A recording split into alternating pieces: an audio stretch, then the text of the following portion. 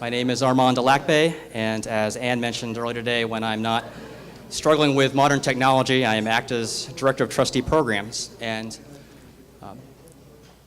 before we get started with our next and final panel of the day, more bang for the buck, I'm actually very pleased to announce that we have a short video to show that should dovetail very nicely into our panel discussion. For the first time in decades, in the past, you could assume 70% of high school students would go to college. That's now down to about 66%. Why is this happening? Because costs have gotten out of control, and families are responding with their feet in their wallets by not going to college. In 1974, when I started my senior year at Yale University, it was something of a scandal that tuition, room, and board had exceeded $5,000. Today, tuition fees, room and board at Yale University exceed $55,000. Is the education that much better, commensurate with an 11-fold increase? Does the cost need to be that high?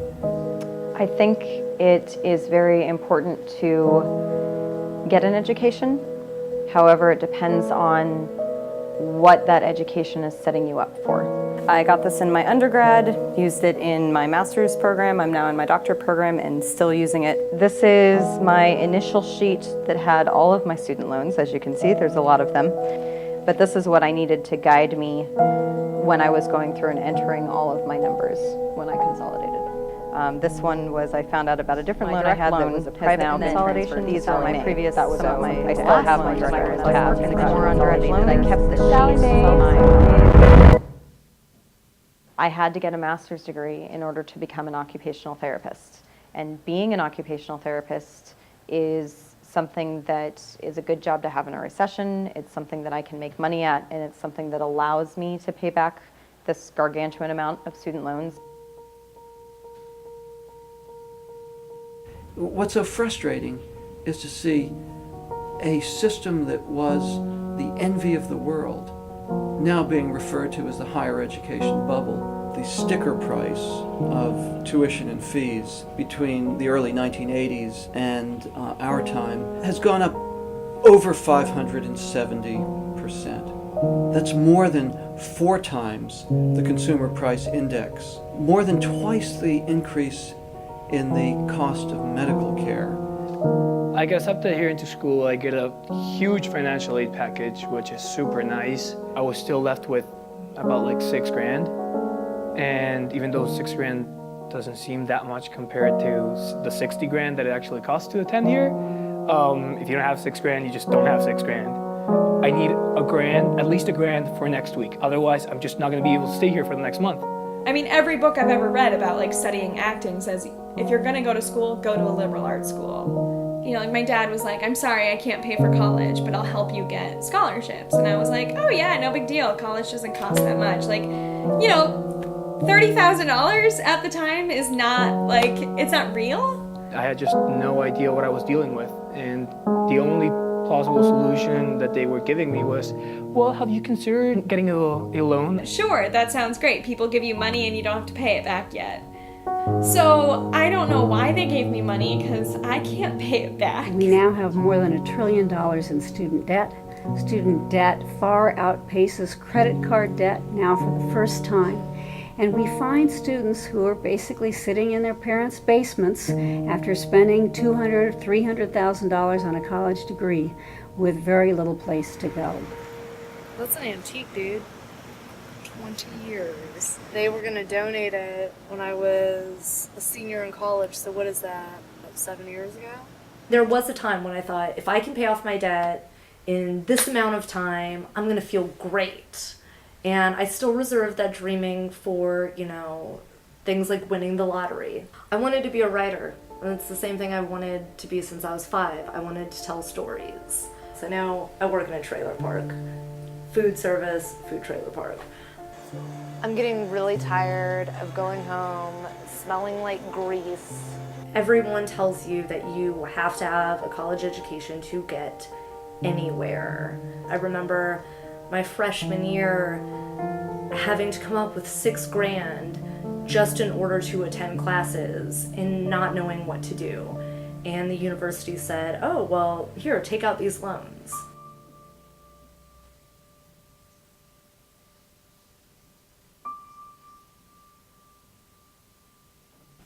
It's a constant source of anxiety for me, just the looming debt that is growing. While you're trying to like worry about making a start in the world, because I feel like life doesn't really start until you're out of school, honestly.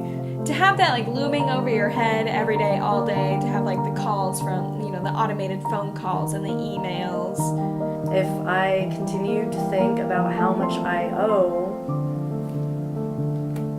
that in and of itself is debilitating. You kind of feel like a sucker at the end of the day. I still don't understand why exactly going to college, why higher education costs as much as it does. Accreditation is one of those little secrets that those on the inside understand. In order to get federal funds, an institution must be accredited. And the process is one that goes on for multiple years of visits and reports and assessments. University of Michigan, Duke, Vanderbilt, Princeton, all of them very wealthy institutions, mind you, are complaining that the costs of college accreditation are out of control, in excess of $1 million, with virtually no benefit to the institution. Now you will find more administrators on our college campuses than you will find faculty, and many of them are paid six-figure salaries. We have seen athletic programs growing by leaps and bounds. I guess it's supposed to look nice. It's decorations, but they're computer screens. For really expensive computer, each one's like $1,300. You get literally everything at your disposal, from classes, to food, to entertainment, social outings, Greek life. You get a gym, a huge pool, a fields to do any sport, over 120 clubs on campus. You can really do anything you want, and there's all the resources are there at your disposal. It's like Vegas, but for 20-year-olds. Our universities are competing on amenities, most of which are expensive and most of which have nothing to do with providing students with a strong core curriculum. And of course, the bottom line is when schools have to spend money, students are going to end up footing the bill. It's time to stop the swagger. The burden really is on colleges and universities to provide value for that money.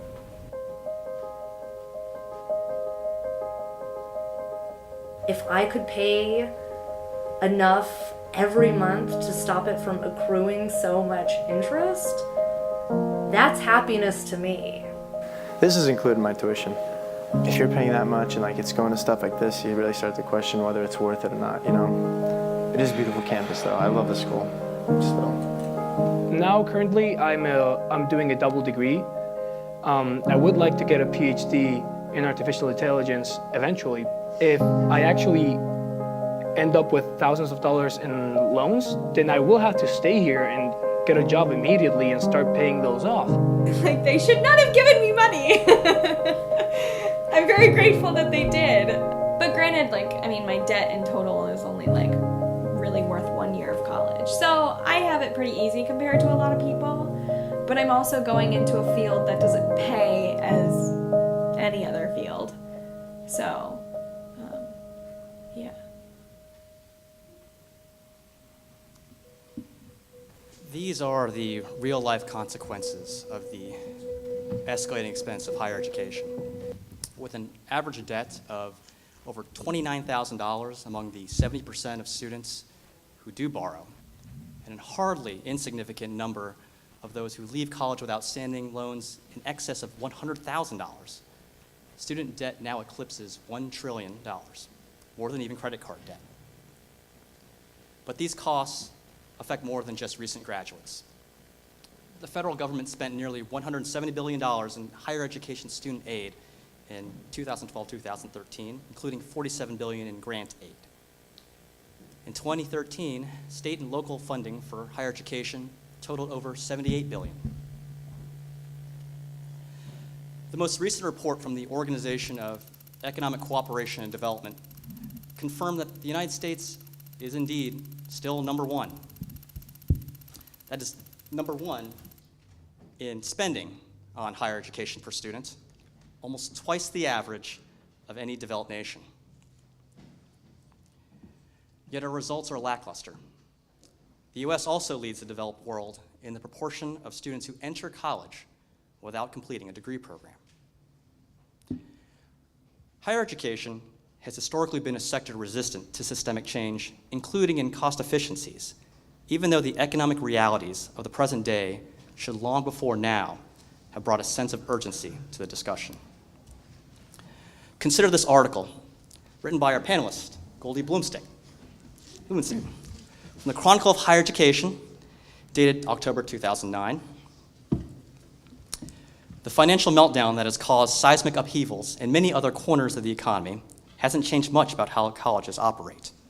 College leaders may be thinking about new strategies for doing more with less, but as the country passes the first year of a supposed new normal, few signs of revolutionary change are apparent. There are consequences to inertia. Fast forward to today. Both Moody's and Standard & Poor's rate the outlook for the US higher education sector as negative overall, calling it, quote, a historically stable sector, but increasingly volatile. We expect negative actions to dominate our rating changes for 2014. In fall 2013, more than half of all public institutions reported either no growth in enrollment or a decline in enrollment. The University of Maine, Minnesota State, and Colorado State are among large public universities this year that have resorted to layoffs to close the funding gap. For years, ACTA has steadfastly called for trustees to be more engaged in their accountability role. And now, more than ever, the need is urgent for trustees to have independent resources and objective information to carry out their fiduciary duties. In this past year alone, ACTA has consulted for governing boards on a variety of issues that have impact on cost effectiveness, ranging from board oversight of senior executive compensation to the development of dashboard metrics to help trustees monitor key cost drivers. We feel obliged to maintain this focus.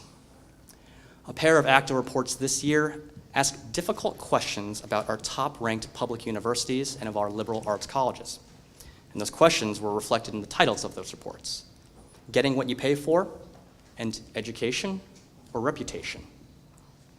Examining institutions on metrics including trends in administrative spending growth, building utilization, and tuition compared to median household income, these reports provided trustees, not just of the schools featured in these reports, but of institutions nationwide, with the right questions to ask in order to know where their resources are going. I'm honored today to introduce our panelists this afternoon who will address this crucial topic. Goldie Blumenstyck has written and edited for the Chronicle of Higher Education since 1988 and is a nationally known expert in a wide range of fields related to higher ed. Her recent book, American Higher Education in Crisis: What Everyone Needs to Know, which is available for purchase in the back, was published this fall by Oxford University Press, and as described by Harvard University President Emeritus Derek Bach, provides cogent answers about our colleges and universities, why they cost so much, are they worth the price, how technology is changing the way they teach, and who is responsible for their performance. Betty Capaldi Phillips is professor of psychology at Arizona State University, and from 2006 to 2013 served as university provost and executive vice president. Dr. Phillips has also served in senior roles in the State University of New York system, at the University of Buffalo, at the University of Florida. She is perhaps best known at Arizona State for her key role in developing the concept of the New American University, an undertaking that Newsweek described as, quote, one of the most radical redesigns in higher learning since the modern research university took shape in the 19th century, close quote, and which has contributed to ASU being one of the nation's leaders in online education. A lifelong educator, Frank Brogan was named Chancellor of the Pennsylvania State System of Higher Education in October 2013, after having served as the longest tenured chancellor in the history of the State University System of Florida. And before that, president of Florida Atlantic University, and is the twice elected lieutenant governor of the state of Florida. As ACTA noted in its Florida Rising report, during his time as chancellor, The state university system faced a 1/3 drop in state funding between 2007 and 2012, but yet kept tuition rates at system campuses among the lowest of public universities nationwide, due in large measure to the system's sound management and careful, prudent use of performance metrics. And with that, I'd like to turn things over to our panel. Thanks, Armand. If I take a moment, it's actually pretty exciting for me to be over here on this side of the Columbia campus. The last time I think I spent time in this part of the campus was 35 years ago when I was a student at Columbia Journalism School. And at the time, I was taking a class in First Amendment law from Benno Schmidt. We were reading The Power Broker as the one textbook that they had you read when you were a student at Columbia J School then. And I took an elective class at Teachers College, and the one thing they assigned us to read at Teachers College was the Chronicle of Higher Education. So it all kind of comes full circle. I just wanted to make one or two points before I got on to this discussion to some of the comments that were made earlier today. There's a lot of reference to the Clayton Christensen predictions. I don't buy it, and if anyone here wants to take the over-under with me on the Clayton Christensen predictions about all these colleges going under, see me afterwards, because I think we could talk a little action there.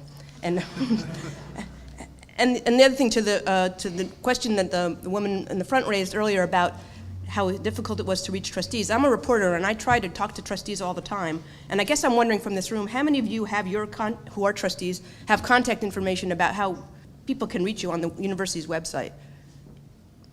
Big zero, nobody has it. I can tell you I have to go through a lot of gatekeeping efforts to just get the names of trustees, much less their contact information. Well, the names are usually available, but how to reach the person is something else. And LinkedIn helps a little bit with that, but basically that's a very hard piece of information to get, and as a reporter, that's something that would always be useful to me. And I say that because I am coming here as an outsider. I'm not a participant in higher education. I'm an observer of this system, albeit one who's been observing for quite a while. And I appreciate ACTA supporting me here, inviting me, supporting the book, and inviting me to speak here. In part, particularly because the book is, to be honest, I mean, I'm not trying to brag, but it's really sort of written to be in the sweet spot for where trustees are. It's Q&A, very accessible, and really designed for people who are inside higher education, but primarily also for people who are outside higher education. And in fact, when I wrote the pitch to the Oxford University Press, I said that I saw trustees as a prime audience, so don't let me down. They asked me to sort of set the tone a little bit for what the issues are at stake. One of the things I found in writing this book, I put a question mark in the title about American higher education in crisis, but I'll answer the question now, yes. But I'll also answer that it's not a fatal crisis. And even that article that Armand put up, that's from 2009, and I think there's been a lot of activity since 2009 on campuses, some of the stuff that Betty's going to describe today, and certainly a lot of other things that are happening under campuses involving data and reorganization, so all's not lost out there. So here's what I think some of the problems are, though. I think colleges are coming to the end of their rope on a lot of the financial strategies that they've been relying on for a long time. A lot of colleges have been counting, public colleges in particular, have been counting on out-of-state students. Well, there's only so many of those out-of-state students that each one could get from each other, and that's really only a strategy that works for the flagships. It doesn't really work for regional universities in quite the same way. So now international students is the new thing everyone's going after. And obviously that's a big area to mine, and it's a big world out there. And of course there are a lot of companies out there that are now eager to help colleges attract those students. That's not a magic bullet. That's not a magic bullet either. When you recruit international students, you have a responsibility to make sure that you're not just seeing them as dollar signs who walk on your campus, that you're integrating them in your campus life as well. And that's a problem. That's an issue that colleges need to be aware of. There's a problem with the rising discount rates at colleges because colleges have been using merit aid to attract students. There are two issues with that I see. Number one, the discount rates are going up, and at some point that math just does not add up. You start to eat the whole out of the middle. And there may be some moral issues involved with that too, some questions of ethics about how colleges are using merit aid to attract sort of a middle class and even an upper middle class student who doesn't really need the money, at the same time leaving a lot of lower income students without getting the financial aid that they might really need to go to their school, or colleges that are gapping the students, leaving a lot of unmet need for the student to have to cover by taking on more debt.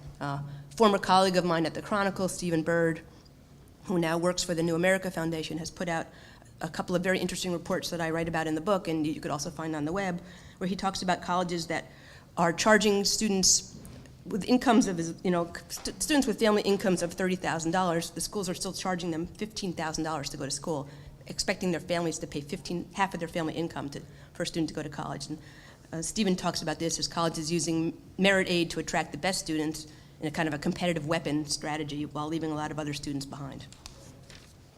The whole cross subsidies, we all know how that works in higher education, but even some of those models are starting to crumble. For one, a lot more families have discovered the community college, and they can send their children to community colleges for 2 years and save a lot of the money that they used to be spending at the four-year college, public and private. For the four-year college, that means a lot of the revenue streams that they were counting on from those more not cost-effective, but I guess more profitable general education classes, they're losing some of that money. Likewise, business schools and law schools, they always used to provide they were taxed to some effect by the university, and that money goes back to the core. Well, we all know what's happening with law school enrollments and even business school enrollments right now. Of course, there's a ton of trends that are happening that beyond the control of the colleges. Demographic trends. A lot of colleges are in the wrong place. They're in places where student populations are shrinking, and they're not in the places like in the Southwest where the populations are growing. In the book, I talk a little bit about the cost of sports. We've talked a little bit about the issues in sports involving academic problems. There's also a lot of issues in athletics involving subsidies, hidden subsidies, and direct subsidies. I think it was the Knight Commission that reported athletic spending per athlete is growing a lot faster than academic spending per student. There's a instructor, actually his article is written up in Forbes today. There's a professor at University of South Carolina upstate, not a very famous place, and he's not a famous guy, but a guy named Jeff Smith, who's done a lot of calculations on sort of the hidden subsidies for college sports, particularly at the conferences that are not the big football schools. And he's found places where they're spending, some colleges are spending as much as 20% of the tuition revenue going to sports subsidies. That's not at all the colleges, but that exists out there, and that's not a number that's easy to ferret out. And I suspect that's not a number on your checklist of 10 questions that Ann handed out earlier, but it's the kinds of questions that I think all of us need to be answering. We at the Chronicle intend to be answering a lot more of them too. I'll talk just a little bit more about bloat. A lot of you are familiar with these studies about administrative bloat. If you're not that familiar with them, there's a whole book about it by a professor named Ben Ginsberg, who famously describes some of this as the proliferation of deanlets, all these vice chancellors. Studies by Jay Green, studies by Martin and Hill, and even the Ed Department and the Delta Cost Project have documented it. To be fair, a lot of this is driven by regulation. Colleges are not just spending money for no good reason, but in a lot of other places, it's in areas of marketing. And in the course of writing my book, I came across a job posting in the Chronicle for an enrollment management communications strategist, something like that. I don't even know what that person does, but colleges were hiring them. We all know about amenities and the lazy rivers. Obviously, colleges do that because they think it attracts students, and probably to some degree it does. But I've came across a study called Colleges Country Club, which said, yes, students like these amenities, and they like the programs. They like the fitness center, and they like the fitness program that runs in the fitness, the little classes that go with it. But the high-achieving student is much less interested in that than that student is in investments in actual academics. So another thing to think about. Finally, we talk a little bit about college debt. This is an area where I think trustees have a big fiduciary responsibility. The New York Times reported a couple years ago that the debt at colleges more than doubled between 2002 and 2011, which if interest rates were low, that would be great, because maybe that was a really wise thing to do, but their payments for the interest also increased by about 60% during that period.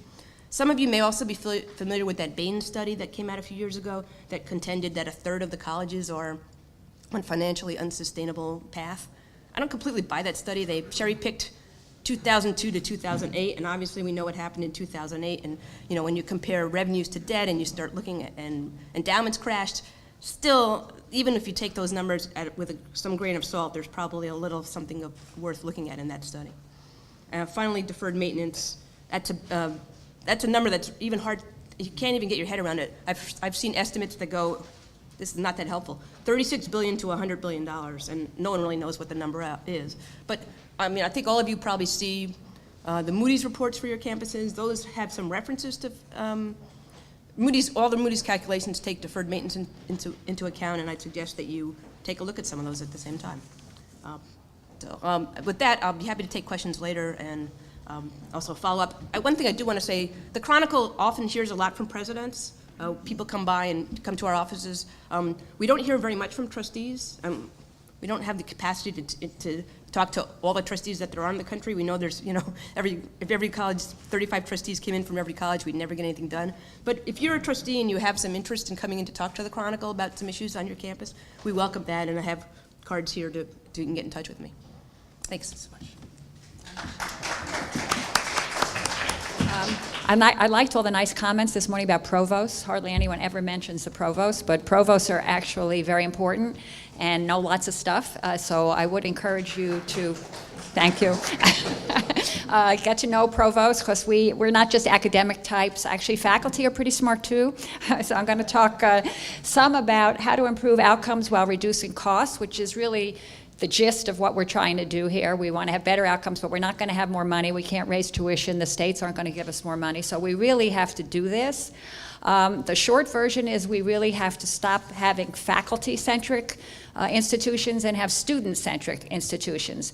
Everyone's going to say, oh no, we're student-centric, and I'm going to tell you, no, you're not. So I'm going to give you some examples of things I've already written papers on, and then spend the most time on the last one, which is about curriculum, which we talked about earlier.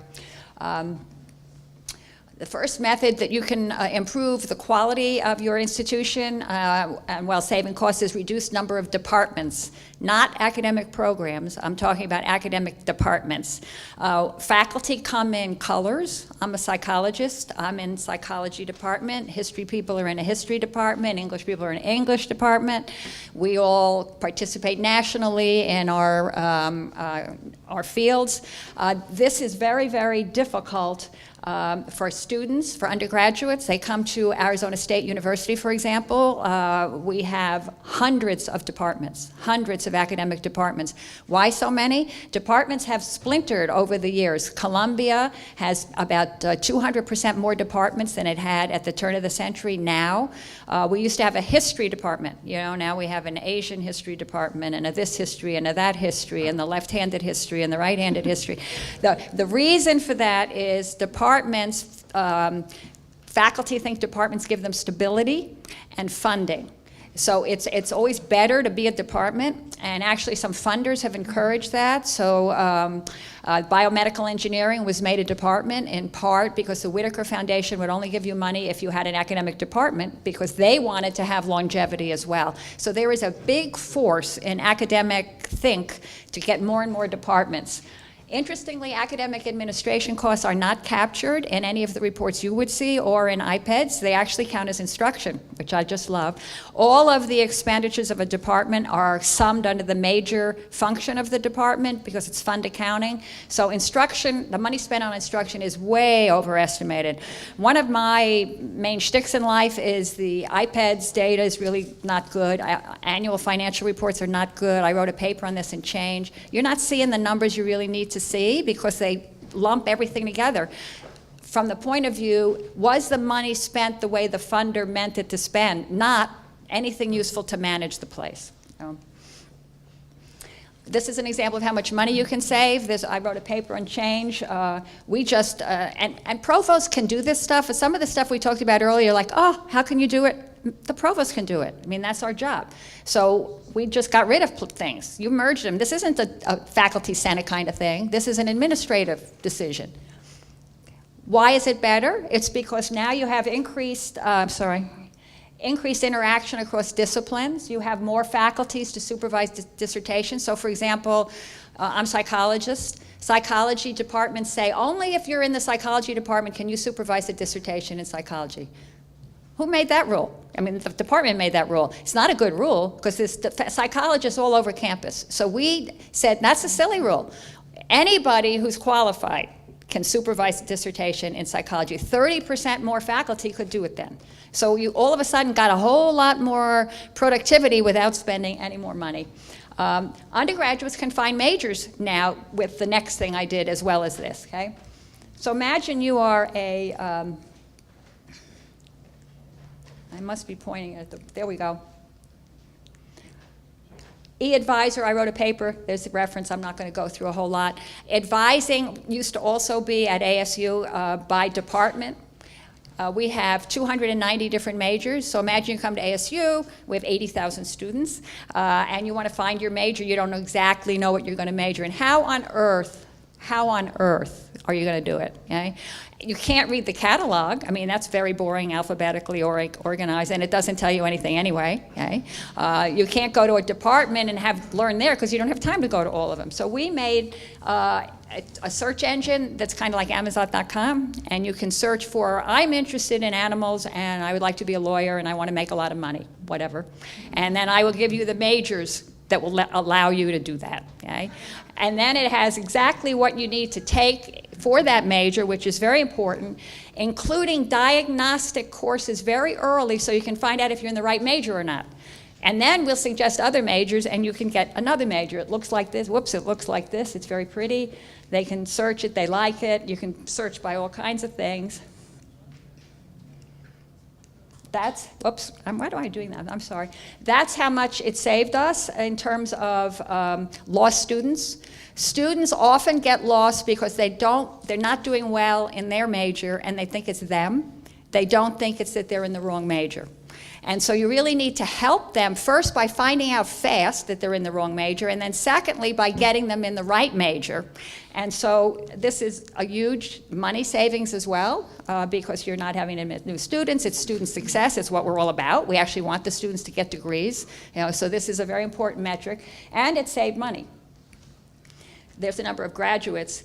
The students save money because the students now graduate on time, because this has a specific track of what they have to take when, so that they're not wandering around confused on what they're supposed to take. We save money because we could do sophisticated enrollment management. We know the kids are in majors, we know what they're going to take, we know how many seats we need in every class. We don't have classes that are partly full, we don't offer classes that kids don't need, and we guarantee every kid a seat in every class that's required, which to my amazement, most universities do not do that. The California system does not do that. We recruit from them easily. We say, come to ASU, you will get seats in the classes you need. You think, like, well, this is like base stuff. Yeah? Okay, then this is my new enthusiasm, and Michael and ACTA, and I've been working on this. I'm going to have a paper through ACTA soon on this. If you reduce and focus your general education courses on what outcomes you're trying to achieve, and you do the same thing with free electives, you will save money, make your faculty more productive, and produce better learning outcomes. I'm going to take a second to explain that. This is the traditional way to increase faculty productivity. Make them teach more. When you say, well, make them teach more, you're forgetting that research institutions in particular have another mission, which is research. And so the reason many faculty have less of a teacher load is because they're doing more of the research. As a provost, what you want to do is have the good researchers doing more research and the good teachers doing more teaching. You don't want to say everybody teach more. Hiring adjunct faculty is also not a solution, because they teach and they're cheap, but they don't do research, they don't build curriculum, they're not building your institution. So I actually, since I've been at ASU, I've been hiring more and more tenure track faculty. They are the core of the institution. Reducing number of programs, lots of trustees say, let's reduce the number of academic programs. Well, that doesn't save you any money either, necessarily, because faculty costs you money, not programs. So if you have more programs, same faculty, you're actually more efficient, more choice, et cetera. So it's the wrong focus to say reduce programs. This is how the curriculum is organized in the United States, and I'm writing a whole history of this, but the short version is we have general education where you learn to communicate, write, his perspective on other times and places, etc.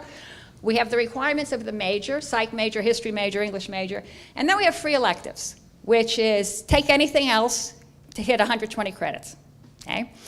The major requirements are usually coherent, they make sense because faculty care about the major, so they make that make sense. General education, we've heard a lot about how it is not so coherent. I'm going to give you some examples. Free electives are a fascinating topic. Free electives were introduced, this came about when research institutions were introduced into this country, and Hopkins made the idea you had to have a PhD to teach in a university. They made majors and minors. And then actually, Charles Eliot at Harvard had the idea of free electives, because faculty, he thought, should teach their specialties. It would be a higher level of instruction, the students would benefit, the faculty would benefit. It doesn't sound like a bad idea. It's got way out of control, way out of control. So because we have free electives that don't cohere, they're just lists of courses, and I'm going to give you some examples. The major, which is separate, nothing to do with the free electives, and the general education doesn't have anything to do with the major, it doesn't cohere, and the students, particularly in a place like mine, a lot of them are first time at college, they're minorities, they can't figure it out. They got a course in this, a course in that. What's it all about, Alfie? You know, it doesn't make sense. And then when they graduate, they don't know what they should, which is what we all know. Okay? And well, how could they? They took, and it's very expensive, which I want to show you. Let me give you some more examples. We'll talk a little bit more about this. This is general education choice at ASU. We are a very large institution, as I told you. We have 3,075 courses you can choose from to take general education. Do you think that's a little much? It's ridiculous.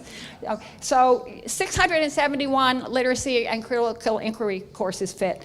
Social and behavioral, I mean, it's just absurd. And so the student has too much to choose from. And, you know, like, how many history courses do you need? You know, we have history of the Beatles. You know, so a kid can choose history of the Beatles instead of American history. They both count for history, okay? Not good, okay? Free elective choice, we have over 9,000 courses at ASU that you can choose from for free electives. I did a little study because I love looking at them. I just love looking at the courses. So maybe they're all wonderful, but there were 31 courses taught at ASU last semester with the word sex in the title. Now, why do you think that is? Because there's 31 legitimate, I don't think so. It's because the faculty want the students to take their classes. Because you get money in your department if you have more students in your classes. Then what happens, I teach, for example, psychology of eating. I don't think anyone should have to take that, okay? But it's a good course. You would love it, okay? Kids take it. Now imagine I leave a university, which I've done twice. Do they take that course from the books? No. They say, well, this is a good course. Students take it, so they hire someone to teach that course. So that's how we end up with 7 jillion courses, because every faculty member wants to teach their specialty. Indeed, because of our research mission, it's actually not a bad thing. It should go together to some extent, but the kids don't need to take that. You know, so there is no incentive right now for us to teach what the kid needs. Okay? Here's the cost. I just computed the cost at ASU. Redundant general education, this means courses in general education that we do not need to teach. And I underestimating, because I don't want to get anyone saying my numbers are wrong. It costs us that much per year with the cheapest kind of adjunct person. And remember, a lot of these are taught by full professors, associate professors. Free electives, I only counted those that only 10% or less of the cohort were taking, meaning the very bottom of the distribution of the free. I didn't put, you know, History of the Beatles, which is actually a very popular course. I don't even want to look at what it's in there. And so it's a lot of money. So earlier people were saying, well, the curriculum and all of that, trustees deal with money, they don't deal with academics. It's the same thing. Academics is what you're spending the money on. Okay? And it's also the quality, it's all tied together. So you can make it better and spend less money by making it cohere. Here's how many electives there are. Political science, anthropology, an awful lot of arts and sciences majors have over 41 credits of free electives. And I've talked to the chair of political science. He said, yeah, they should just go take whatever they want. Doesn't matter. College level. Okay? It's ridiculous. Down at the bottom, the 51, that's nursing, engineering, the professional schools. Okay? We have fewer graduates because it's a very incoherent, they drop out. And the kids who do graduate are not very well educated. So I think it's a serious problem that can be fixed. Okay?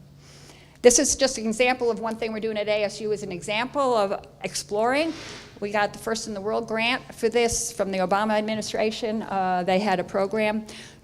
It just said innovate and make something that's less affordable that produces better learning outcomes. This was my idea, actually, to do it by projects. The kids work on them.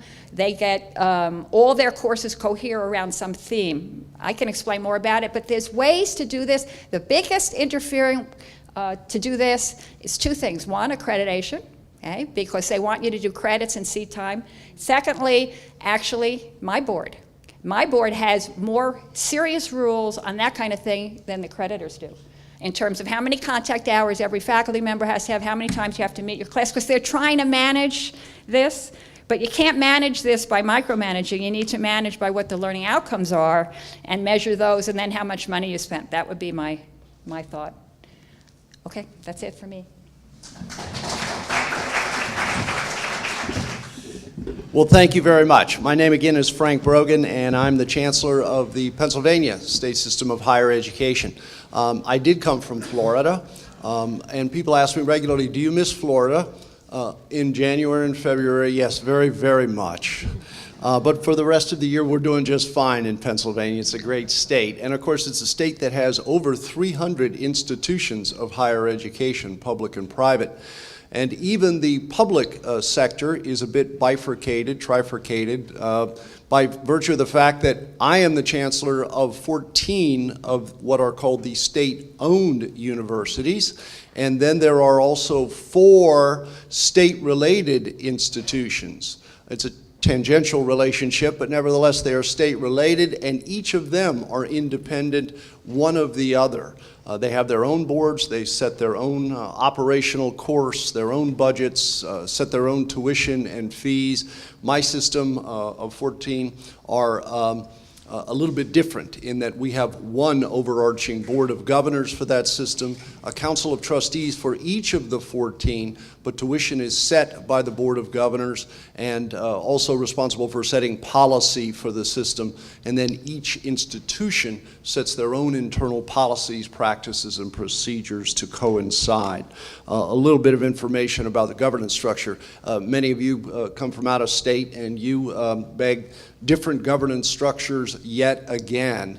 I am an old believer that the governance structure, if there were a perfect one, we'd all have it. I think sometimes we spend more time fretting over the governance structure and including blaming the governance structure for all of the woes in higher education, when in fact there are myriad ways to organize around higher education, and not one of them has yet to win a Nobel Prize for its genius in its ability to be the perfect governance structure. So what I'm going to talk about for the next 2 minutes, and before I do, I want to thank Ann and Michael, my friends with ACTA, for inviting me to be a part of this. I also want to thank them for, and I did the calculation, that's how smart I am, just a moment ago, and realized I'm the last person on the program today. Not only the last person on the program, but as late after lunch as we're going to get here today. And I think my positioning is testament to what is expected of me by Ann and Michael, and thank you for your bold confidence. I want to start with slide 1, which is, in essence, this is all called an accountability framework. Can you do this from up there? Can you advance it for me? There you go. We recently created, or I should say updated, the strategic plan. Strategic plan, just the words I know make some people go a bit crazy. But at the end of the day, remember, my remarks here are largely directed toward trustees. Now, that does not mean that what the role of the trustee is doesn't very importantly translate to what happens at the individual institutions and everyone in it, right up to and including the students. But I want you to, for a minute, before I go any further, place yourself in the role of a trustee in the 21st century. Not the trustees that we used to have, who were good-hearted and well-intended trustees, volunteers, who got together and did the best that they could to try to chart a course for the system or the individual institutions. I'm talking about the world of Sarbanes-Oxley. I'm talking about now whether you are a corporate, paid member of a board or whether you are still a voluntary member of a board in higher ed. The standard and the expectations that today are being laid on those boards collectively and right down to individually has changed dramatically. So where sometimes well-intended members of boards would sit rather passively by and say, we'll just rather take our lead from the chancellor or at the institution level from the president, those days have to change because now the stakes have been increased significantly for people who still, in many cases, are volunteers in the world of higher ed, brought together theoretically because they maintain a particular expertise. And when collected up together, that expertise can help to chart a course for systems and institutions. But I am still convinced there are many, many trustees wandering around this country who have yet to be told what their exact function is responsible to be. And therefore, they're giving it their best shot, hoping somewhere they're doing good things for the system or the institution, and also along the way, hoping they're meeting their legal and lawful obligations, but aren't quite sure if they are because it's never been made crystal to them exactly what those are. There's not a corporate board member left today, I trust, who would say, here, I'm a new member of the board, let's all just get together and talk about the corporate enterprise and hope we're doing the right things on a fiduciary side to satisfy our obligations. The stakes are now higher, and they should be higher, especially in today's competitive world of higher education. So a big part of what we're doing and about to begin to do in Pennsylvania with our 14 universities, as cliche as it might sound, is put together a traveling roadshow, going to all of those Council of Trustee meetings and laying out with great clarity the legal obligations held by those trustees. So if they do or don't do anything else, they will at least know what they're responsible for doing by law and by policy, to assure with great clarity that they're able then to carry out their role with that knowledge base. So when I say strategic plan, primarily now I'm talking, at least at this podium, about the importance of a plan, in my case, for a system, and then of course obviously individual plans for individual institutions. And we put in a phraseology there that simply says, and you can read it for yourself, ensure the development of detailed annual action plans for each university in the Office of the Chancellor, very importantly, to improve transparency, something that oftentimes is not wide open in the world of higher education, and document progress towards system and university strategic goals. This in itself is not wildly unusual. Everybody has a strategic plan, either a system and or individual institutions.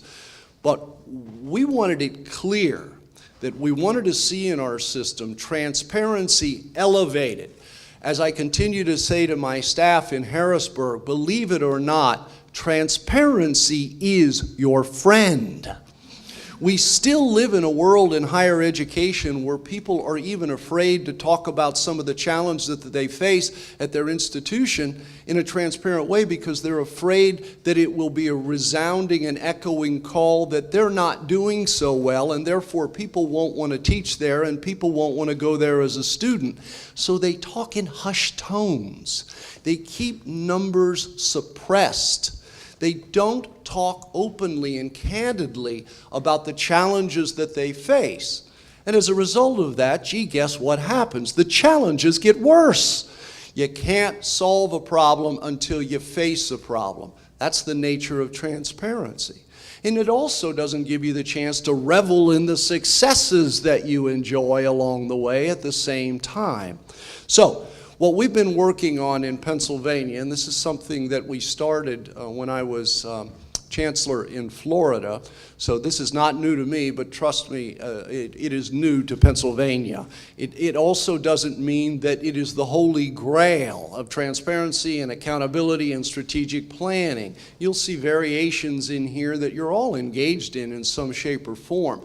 But here's the intent.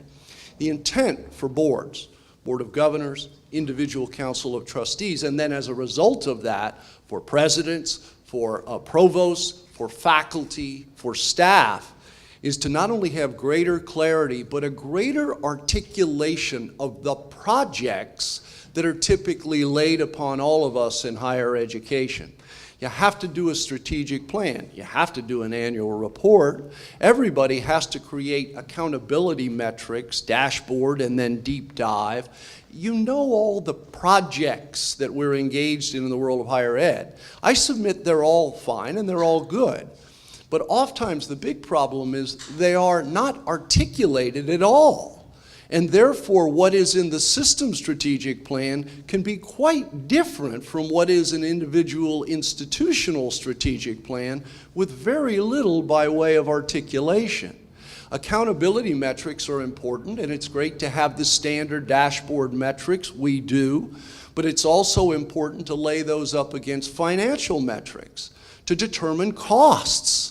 So if we are faring well in these certain dashboard metrics, what is the cost at the institution to give us that return on investment? And can you marry those two as you plan for the future of the institution? What will the cost be for the institution? What will the cost be for both the taxpayers and for the students and their families? How does all of this integrate?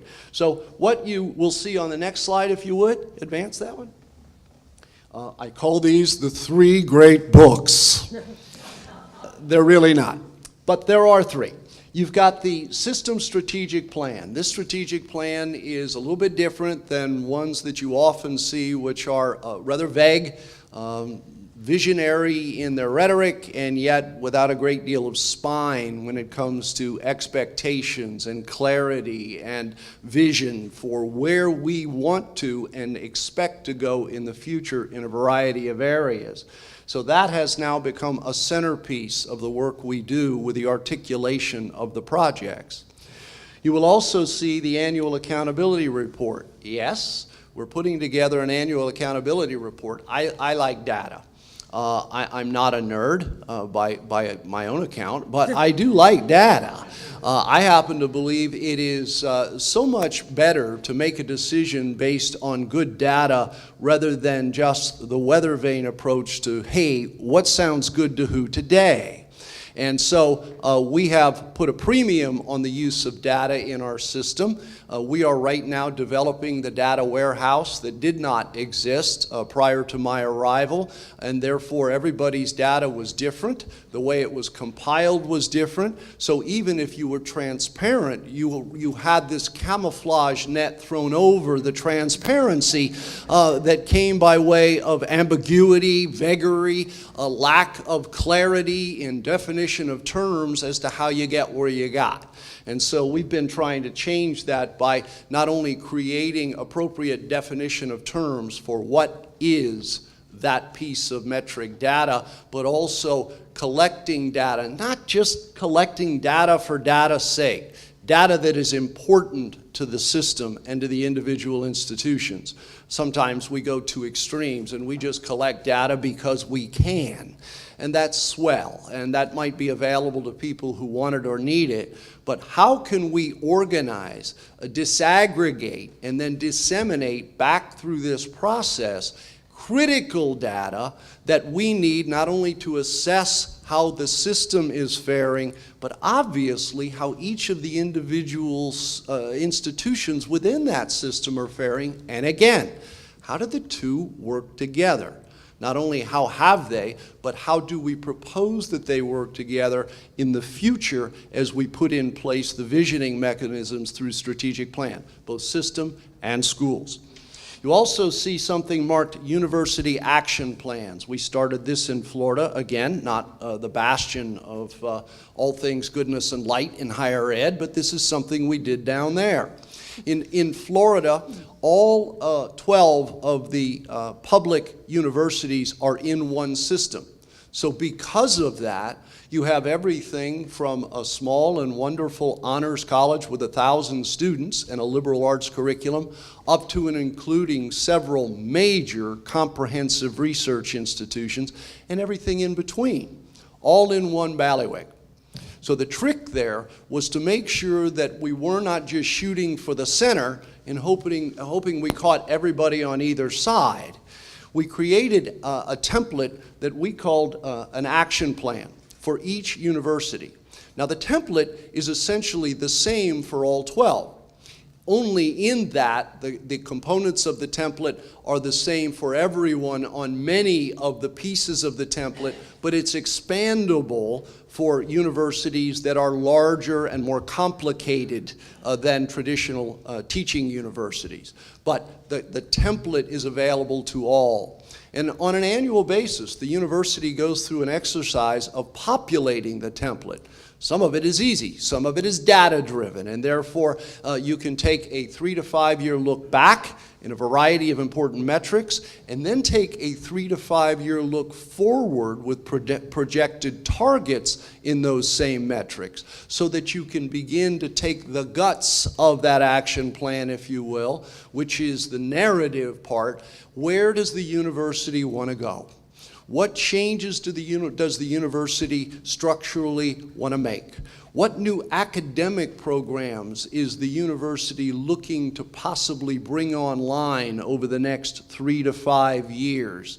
And how indeed are we organized based on the current curriculum and the current academic offerings? And are there things we're beginning to look at and suggest perhaps that we might want to reconsider keeping them as a part of the academic stable? But all of that is laid out in the action plan, and on an annual basis, we have a giant gathering of eagles where all 12 universities in Florida present then verbally their action plan with the Board of Governors, their Council of Trustees. The plan has to be approved by the local Board of Trustees before it goes off to the Board of Governors for consideration. The idea here is when we've done this exercise, everyone then affiliated with the system is on the same page as to where that university is and where that university proposes to go.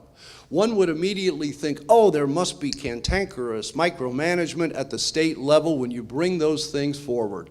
Not at all. Because by the time it arrives at this great information fest, these things have been vetted. They've been worked on among universities, not just in isolation. People have talked with the system about their aspirational desires for the future and whether or not those are possible based on the present environment and where we look to go. By the time people come together, these things have been so entirely vetted that short of questions, answers, more specificity, a need for additional information, it is rare that everyone in that room leaves knowing that what they've created is a collective agreement that that's the direction this institution needs to go, and we need to organize as a system around it to support its efforts to get there.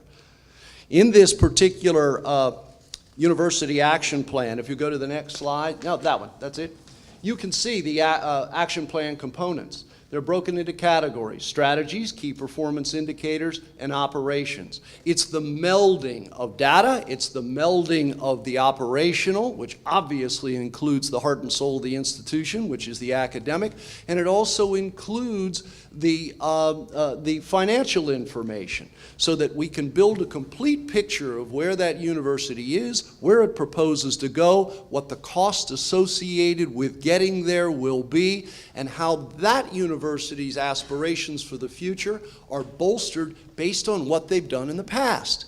There's nothing more sad, I think, than a university that would come forward and say, we'd like to put a program in place that is this. And then when you look at their metrics, ask them the question, how do you propose to do that when you don't have any undergraduate programming to feed that endeavor? Well, we didn't think of that, but we really thought this sounded like a great idea. So it makes everyone go back and rethink the approach to the future as to what they want it to be and how they want to support it. And then the ability to have each of the universities collaboratively work together so that when you step back, you not only have individual universities with great vision and financial stability and ability to support that vision for sustainability purposes, you also have a collective look at the system to make certain that the system is working together with a vision for the future. Lastly, if you'll advance the slide, the benefits, well, We have in Pennsylvania and now in Florida, the two states of which I'm most familiar, performance funding models. Pennsylvania's is much older than Florida's. We began to create it before I left. It's now in place down there. But we're even beginning to look at that model. Not whether or not we should have performance funding, but here's a thought. If a university is in distress, if its academic programs seem to be an inch deep and a mile wide, if the enrollment is dipping considerably, something I'm not used to in Florida, I can assure you, but if they are facing issues of distress, color that any way you like, the question becomes, is it important to continue to put a focus on moving an artificial needle 1 percentage point from 1 year to the next on a retention rate when the future of the institution is in great doubt? Or should you incentivize organizational and structural change with those dollars? In Pennsylvania, that's $37 million a year distributed to 14 universities through a performance funding model. So we're also beginning to look at even the way we organize around performance funding. And it's not only for those universities that are in some stereotypical phase of distress, but even the larger universities to incentivize the idea that you should always challenge yourself to look at the future and how you want to be organized in that future. And not the fact that you're obviously successful because more students want to come this year than came the last year. Because in our world, where bigger is king, where more is better, you have to ask the question when you look at some of the finest institutions of higher education in the country, why are some of them not 40,000 students strong? Why are some of them less than 10? Why are some of them seemingly very small when posted up against the large and growing higher educations of higher educational institutions in the country? Because we've begun to believe, especially based on financing and needed extra tuition and fees, that bigger is king. Bigger has nothing to do with quality. It might bring you more money, but it has nothing to do with quality.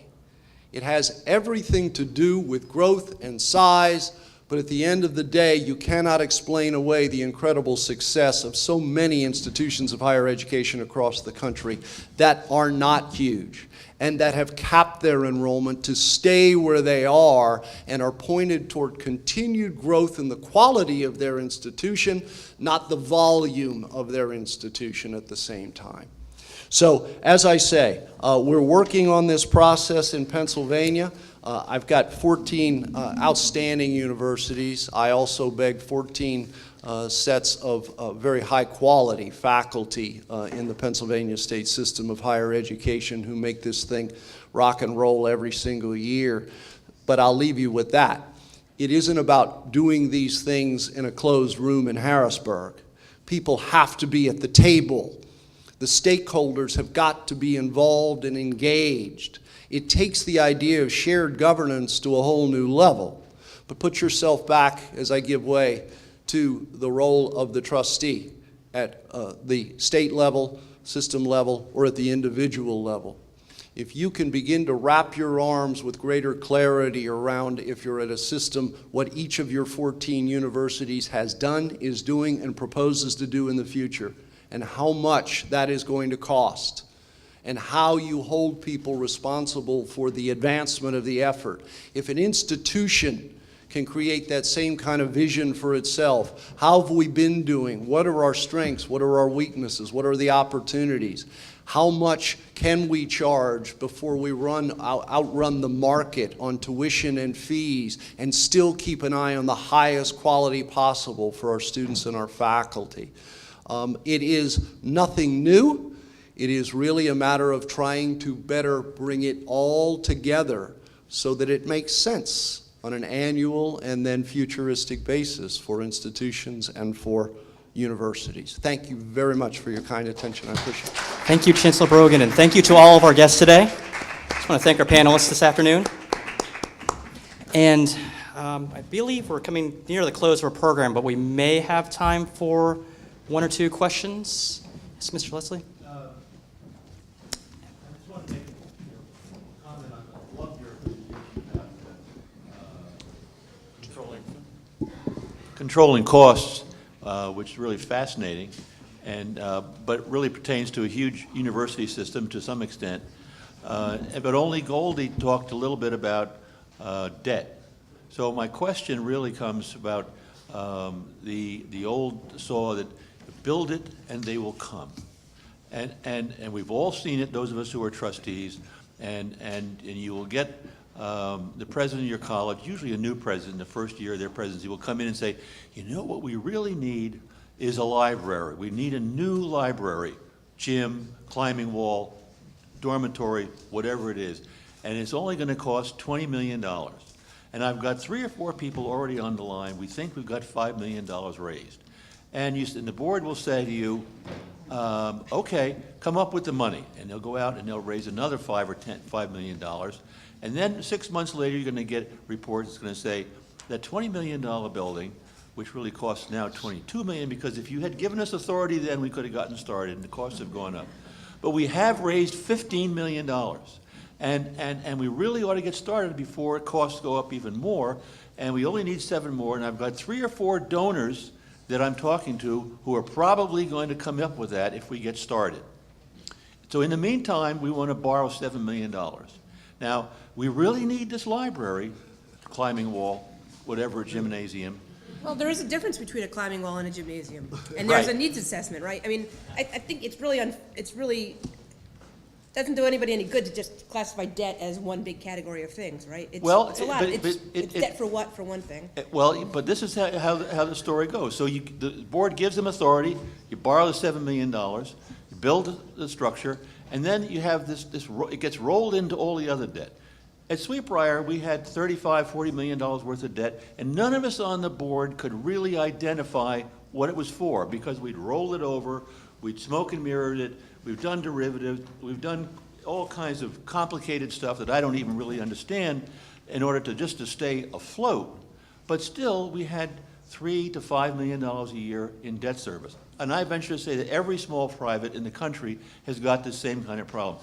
Why do colleges need to have debt? We're not a business.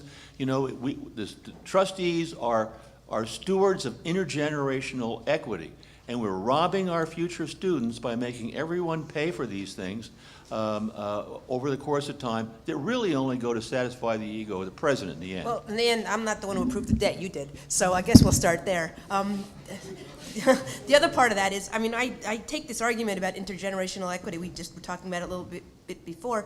I see it a little bit differently. I think if you talk about a building that has a 25-year life cycle, there's probably an argument for having students over the next 25 years pay for the building over the 25-year life cycle. It's not really fair. I'm on my condo board. We have that same argument right now, right? If the institution survives. But on my condo board, I don't want to pay for all the work that gets done in my building now if I'm not going to live there in 10 years. You need to find a way to sort of spread that around. I think there's some arguments about that. When I talk to finance people, they talk about having a debt, an endowment portfolio and a debt portfolio, and thinking about debt in a much more strategic way. That you need to sort of trustees need to, and board members need to understand what that debt means. But go. Actually, ASU has taken on quite a lot of debt. We have a lot of debt. We have a lot of debt. And I just wanted to comment on one thing you said and bring up another point. I agree totally with you. The incentives of most presidents is to build a new building because, doing infrastructure, roofs and sewers, it's just not very exciting. But donors are also interested in that, and many trustees are interested in that. And so I think we all do have to think about infrastructure, even though because it's a really huge problem. We had a trustee member at SUNY who that was his only item. And it was very important to say, at least put something against your delayed maintenance, et cetera, every year. And I have many university friends right now who's the president who doesn't want to, just because it's not fun. No one sees it also. Nobody sees it. You don't get any points I don't for like getting a it. new roof at my house either. It's no fun, I mean, I'd much rather buy something new. But what I wanted to say, to have you think about, is the nature of the buildings is going to have to change a lot. So all of our teaching is going much more hybrid, much more individualized, using technology. So old lecture halls are like the way of and so if you're going to actually think future and what do buildings really need to be. You have to keep up to date on where teaching is going, which is going to change drastically. So, and just like libraries, you don't actually, an example of a library is a good one because you really don't need libraries the way you used to need libraries. But And you so do need something. You need something, but you don't need what you used to need. And so I think there is a real topic there of what is a rational capital building plan that trustees actually should be thinking about. Yeah, I want to get in on this too. Sometimes I go back to what I said at the podium. I believe a lot of board members have no idea how much debt they have before you even decide what is an acceptable level of debt, and what do you do about it if you believe your debt load is too high. And part of what we're talking about here in terms of the transparency is clarifying debt on an annual basis to the people who are responsible at the end of the day for shouldering that debt, at least in a fiduciary responsibility way, and making sure that some level of debt may be acceptable to them, but they have to first know what that is. I get a kick sometimes out of space utilization, and it works like this. Nobody goes to class on Monday and Friday. I'm generalizing, I'm kidding, but in many universities, you go on campus on Friday afternoon, and there's not a whole lot going on. The problem here is this, and it's cyclical. So you say to people, well, why aren't people going to class on Friday? Because the students don't want to go to class on Friday. Well, do you offer the courses on Friday? No, because they won't take them on Friday. So everything gets pushed toward the center, Tuesday, Wednesday, Thursday, and sure, all of a sudden you need more buildings on Tuesday, Wednesday, and Thursday. And then you've got more buildings that are emptier on Monday and Friday because people don't go to class on Monday and Friday. Why don't they go to class on Monday and Friday? Because the classes aren't offered on Friday, and the wheel goes, third base. I think you have As to Evan fire Costello the used to provosts of those universities. And speaking of that building utilization question, that question of when are your buildings in use is actually on that list of 10 questions. Yeah, and usually everywhere I've been, you had a report on that, and then it's not hard to fix. We had one over here on this side.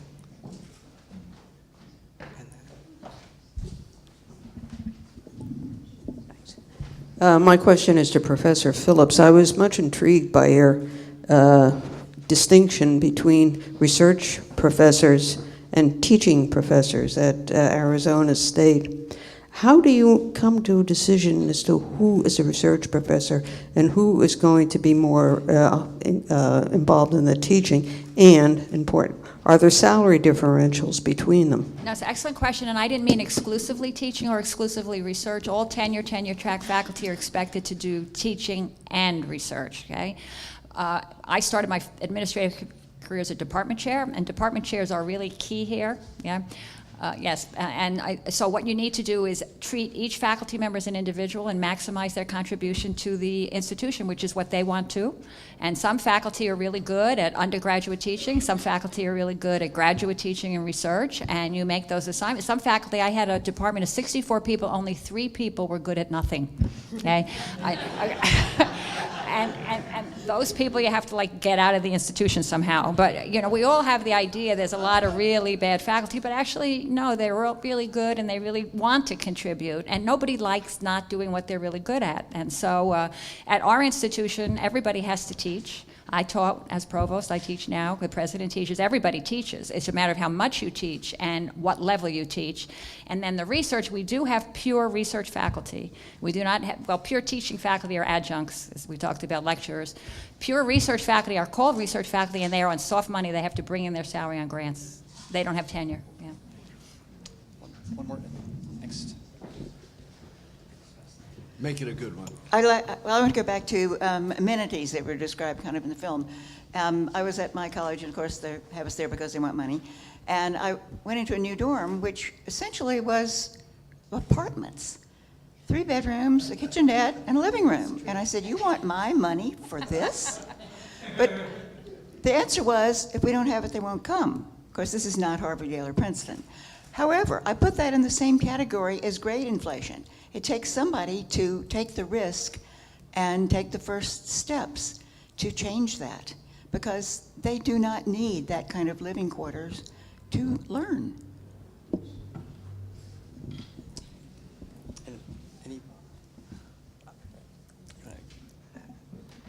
I think a lot of people like to, I mean, I think standards have changed, actually. I mean, I hear your point, and they probably don't nearly need to be as lavish as a lot of them are. We don't, but I can't imagine anyone living in the dorm that I lived in when I was in college 35 years ago. I mean, it was, it just, that's not what expectations are in our society right now. So, and that's why they're building, they're building them, and you have to pay for it. One last question over here. Two questions. First, you talk about the raising dollars per building. It's somewhat not criminal, but irresponsible to be raising dollars per building without raising dollars for the Deferred maintenance. upkeep. Right. I think some places are including that now in a lot of. But the large question that I had is, does this system fall apart if student debt becomes dismissible in bankruptcy? The whole system? Well, I mean, given the amount of dollars that you're talking about that are fundamentally debt-oriented and given as debt, does this fall apart if that becomes dismissible in bankruptcy? Because at some point, we're all talking about a value coefficient or a value proposition, student debt and income. It probably does this giant disruption, much the same way maybe the housing market did, because the colleges have the money. I mean, the colleges are not out the money, right? What does it do in 5 or 10 years from now, maybe? It changes the whole equation. Yeah, and of course, in the public system, oftentimes you get into the full faith and credit of the state, which backs it up. So that question is never called because it's just taken care of when those things happen. Yeah. I also think we should have a sweet spot to be in. A little reality check on the student debt problem. I don't want to minimize it. It is huge, but all those students in that film, of course, had the kind of student debt that they have, and there are students out there that have debt of over $100,000, but that's 4% of the student debt. As I reported in the book, 40% of the student debt balances are now for less than $10,000, and 70% is for less than $25,000. So these averages are real. They're not. No one's faking the math, but it would be good to sort of plot it along a different line. And frankly, the debt burden is particularly difficult on the students who come from lower income families because it takes up a bigger part of their income. I think one of the greatest crimes of all is the extraordinary. And it's exponential, so it may not be an extraordinary debt load for student A, but for student B, who comes from a difficult circumstance, who does 2 or 3 years, drops out, takes with him back to where he came from this massive amount of debt and no degree to help him pay it off, and then defaults and then has no credit rating, arguably for the rest of his life. And I don't want to make that sound isolated. Depending on where you go, because I've been in 2 different systems, it exists, and it exists in growing amount. And I'm troubled not by I'm like Goldie, sometimes we put too big of numbers out there. I'm worried about the trend. And the trend is more young people with debt, no degree, default, bad credit forever. It's getting to be really troubling in that regard. And remember, a lot of them could never even think about going to a college without those loans. So it's almost the double whammy. Can't be here without it, get it, leave with a significant debt load, and then go back home and say, I can't pay the loan, and I default. And thus begins a whole new chapter of their financial life. How much of that $1 trillion in debt is related to online universities as opposed to what we would all consider traditional college? People tend to conflate online universities with for-profit universities. For-profit. Okay, a very high, 46% of the defaults are at for-profit universities. 46%? I think that's the number right now, yeah. Defaults are from for-profit students. I'd like to thank all of our panelists today, and just for everyone for your care.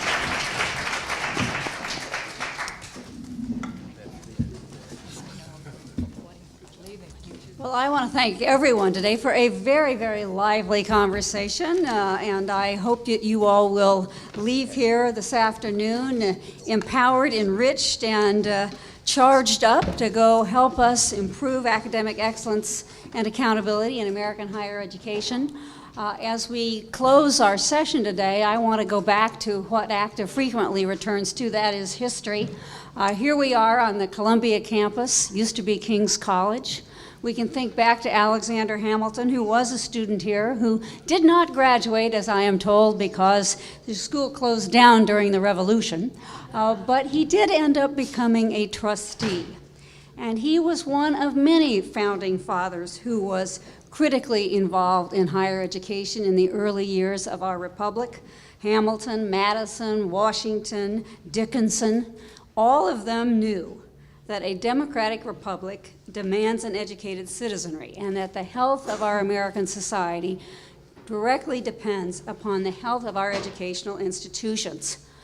I generally like to quote George Washington, but today I will quote Jefferson. If a nation expects to be ignorant and free in a state of civilization, it expects what never was and never shall be.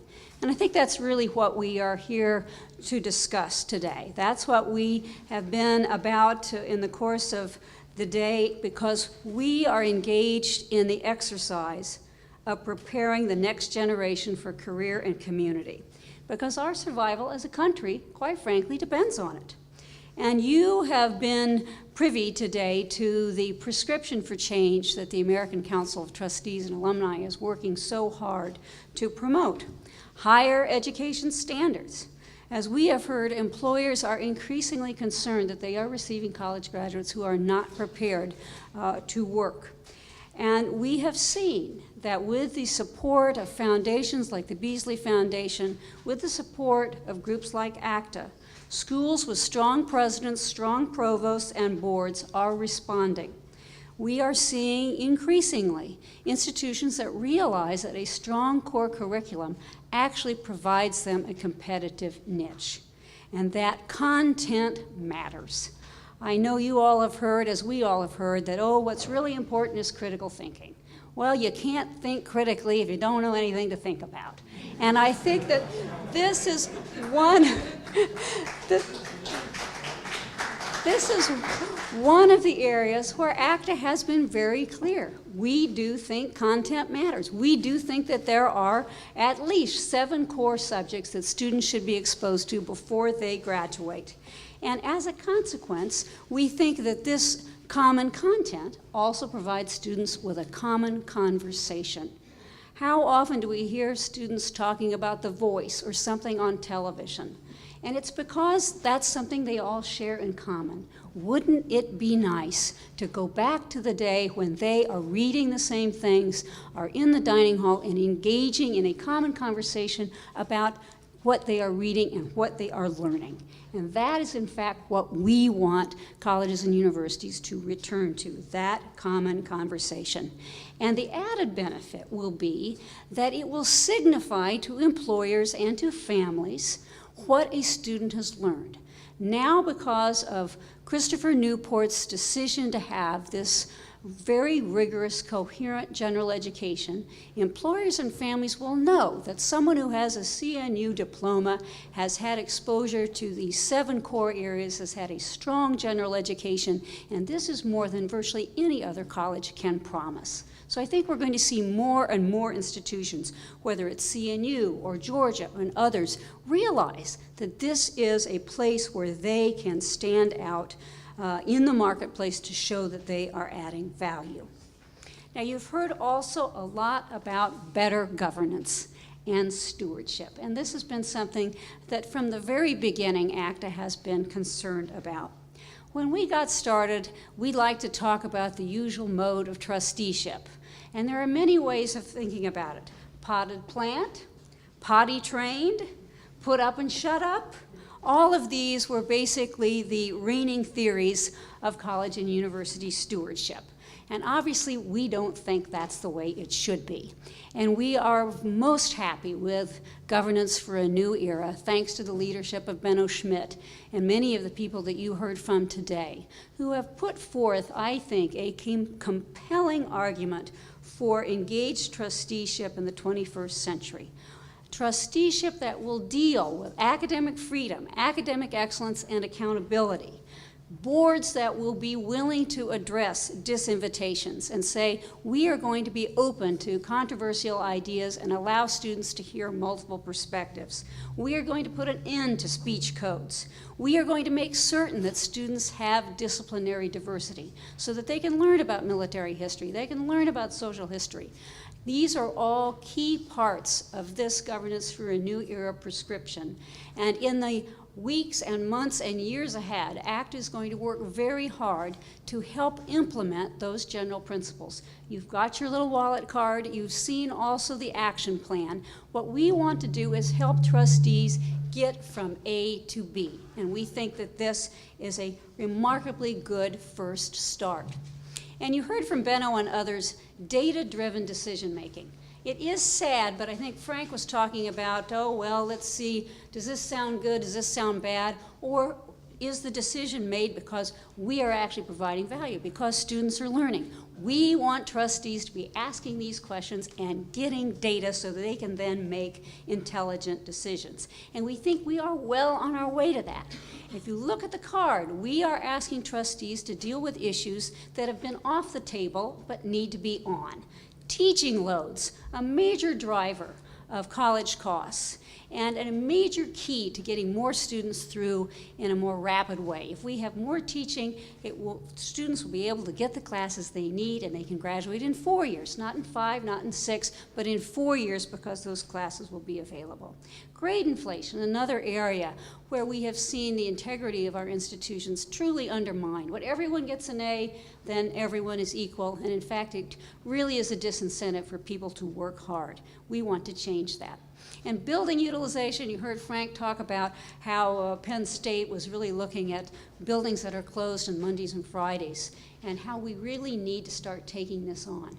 I have become absolutely excited about building utilization because I think this is an area where trustees can engage academic issues, but they do it through the building.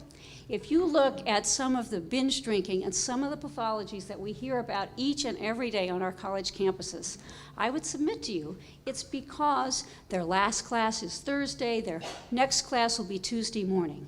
And when you have no classes, when the rigor of your classes is limited, when everyone gets an A, it's not surprising then that our students start to party.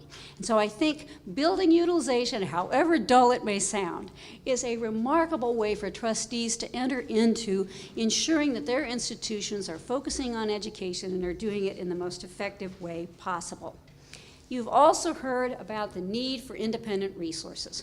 I could not emphasize more what Benno has said, that this is critical for effective stewardship. Trustees need to have independent information. Yes, they should have information from their administrations, but they need to be able to put their institution in context. And that, again, is a central role and ongoing mission of the American Council of Trustees and Alumni. We are here for trustees to give them that independent information. And we will be, in 2015, working with webinars and podcasts so that we can provide education to trustees on their time. Yes, we will continue to train and provide independent information, but they will be able to come to our website to be able to be trained at late in the evening, early in the morning, whenever it works best for them. Our very first webinar will be one about athletics and academics. You heard that Tom McMillan was one of the signatories of Governance for a New Era, and I'm happy to say that he has already taken some of the recommendations in that report and has implemented them. The University of Maryland system has unanimously adopted a resolution that will tie coaches' compensation to the academic success of the athletes. And this, I think, is a wonderful first step in dealing with bringing academic seriousness back to our college campuses. So we will be having a webinar with Tom and Arnie Duncan, both of whom used to be pro basketball players, and they will be talking about this issue. Accreditation, you've heard a little bit about that today. Again, central to engaged stewardship is the recognition of the need to reform this system. It's raised costs, it's interfered in innovation and governance, as we have heard, and we believe it is engaging in unconstitutional delegation of governmental power to private entities in a way that cannot be reviewed. The Department of Education has said that if the accrediting body wants to establish standards over and above the statute, it cannot do anything about it. And that's why we were very, very happy to file an amicus brief in both the Supreme Court and in the Fourth Circuit, basically saying that accrediting bodies, when they undertake these additional standards, are outside their appropriate role and are unconstitutional. We will keep you posted on that. Certainly, last but not least, we've heard about cost. I think you all know that many of the states have cut back on their investment in higher education. And if you will look at what most institutions, most presidents will say, and in fact this has been looked at by Public Agenda, most presidents believe and most faculty believe that the only way to ensure quality is to have more money. And our argument is that money is really not the problem. As you've heard more than one occasion today, we are already spending 2 times what the rest of the developed countries are spending on higher education.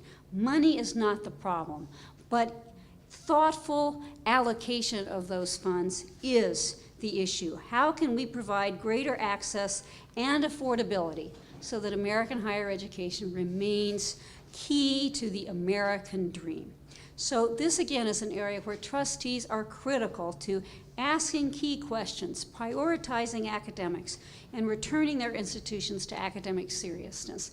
And I think in the course of the day, we have heard from experts from around the country who are really taking these prescriptions to heart, who are making these changes, who are advancing academic excellence, academic freedom, and accountability on their institutions. And I want to thank all of you, because of your support and your interest and your engagement, we are seeing real reform. It's true, we haven't quite finished our exercise, but we are seeing progress, and I can tell you, in the years that we've been in existence, the entire conversation has changed. One from an absolute implicit belief that colleges and universities were worth it no matter what, to a real question in the marketplace as to what value are we getting, and a need for institutions to prove that they are providing students with value. So we are most heartened by the progress we see. We're most heartened by the trustees, the alumni, and others who are really taking up this cause, because, as I've said, if we don't get this right, it has a major consequence on the health of our society. So I want to thank all of you for being here. I want to give you a few ministerial details. The bus will leave here at 4 to take you back to the hotel. The bus will pick you up at the hotel at 6 to take you to dinner. And we will, this evening, then honor Louise Muir as we look at some remarkable successes in liberal arts education as well. So, thank you very much.